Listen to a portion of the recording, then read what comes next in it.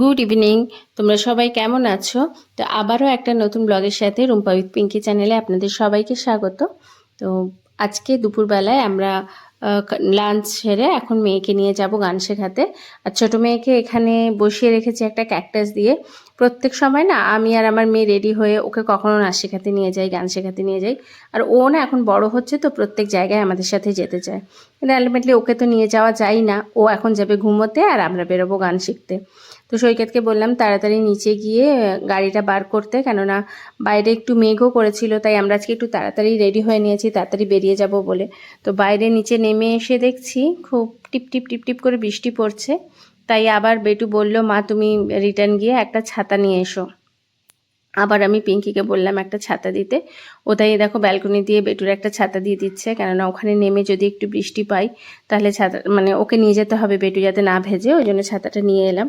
তো যেতে যেতে দেখছি খুব কালো করে মেঘ করেছে আর এত ভালো দেখতে লাগছে যে আমি সৈকতকে বলছিলাম এখন যদি আমরা একটু বাড়িতে থাকতাম তাহলে ছাদে গিয়ে আমরা একটু এনজয় করতাম সবাই মিলে, ছোট বাচ্চাও থাকতো বড় বাচ্চাও থাকতো, সবাই মিলে গিয়ে একটু। এদিকে দেখতে দেখতে না ঝমঝম করে একদম বৃষ্টি চলে এসেছে। আর বেটু বলছিল মা একটু জানলাগুলো খুলে দেবো, কিন্তু এত বৃষ্টির ছাট আসছিল বলে আর খুললাম না। তো আমরা আজকে খুব তাড়াতাড়ি পৌঁছে গেছিলাম স্যারের ওখানে, ওই প্রথম ছিল। তো স্যারের কথা একটা বলি, যে ভীষণ যত্ন করে গান শেখায়, আর বাচ্চারা গান গাইলে না স্যার নিজেই খুশিতে ভীষণ আনন্দ পায় আর কি। আর খুব যত্ন করে গান শেখায়। আমার মেয়ে অনেকটা ছোট্ট বয়স থেকে এখানে গান শেখে, অনেকটা দূরে আনতে একটু অসুবিধা হয়, তবুও কষ্ট করে নিয়ে আসি, কেননা স্যারের কাছে এত ছোটোর থেকে শেখে এবং এত সুন্দরও শিখছে যে মনে হয় যত কষ্টই হোক একটু নিয়ে যাই আর কি।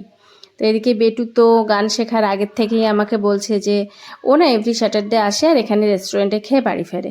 তো আমরা এবারে বলছিলাম যে না, এত বাইরের খাওয়ার ভালো না, কিন্তু ও তো ছাড়ছেই না। লাস্টে ওর বাবা বলল ঠিক আছে, নেমেই যাই আর কি। তো গাড়ি পার্ক করার একটা খুব সমস্যা হয়, তো এখানে একটু গাড়ি পার্ক করার জায়গা পেয়েছি, এখানে করে দেখছিলাম যে সামনে কোন রেস্টুরেন্ট পাওয়া যায়। তো লাস্টে দেখলাম যে হাতারিটাই সামনে হচ্ছে, তো ওখানেই ঢুকলাম। যদিও আমাদের এখানে ফার্স্ট এক্সপিরিয়েন্স, কোনোদিনও আসিনি, কেমন খাবার দাবার হবে জানি না, যদিও যেহেতু রেপুটেড সেহেতু ঢুকলাম। তো এদিকে ওরা খাওয়ার অর্ডার দিয়েছে, ওরা বাবা মেয়েতেই দিয়েছে, আমার কোনো চয়েস ছিল না, কারণ আমি রেস্টুরেন্টের খাবার খেতে খুব একটা ভালোবাসি না। তো ওরাই অর্ডার দিয়েছে, অর্ডার দিয়ে বসেছিলাম, একটু দেরিও হচ্ছিল, তখন আমি আর মেয়ে একটুখানি সেলফি তুলছিলাম দুজনে বসে বসে। আর ওখানের এক দাদাভাইকেও বলেছিলাম যে আমাদেরকে একটু ছবি তুলে দিতে, ওরাও তুলে দিচ্ছিল, এবং ওদের বিহেভিয়ারটা না ভীষণ ভালো ছিল, খুব ভালো ছিল। ওরা বারবার এসে আমাদেরকে করছিল, এনসিওর করছিল যে কি লাগবে, কোনটা ভালো। এদিকে খাওয়ারও চলে এসছে।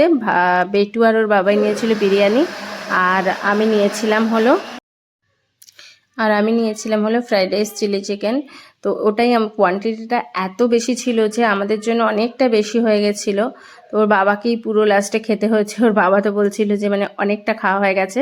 তো আজকের মতন ব্লগটা আমি এখানে শেষ করছি। টাটা, ভালো থেকো সবাই, সুস্থ থেকো।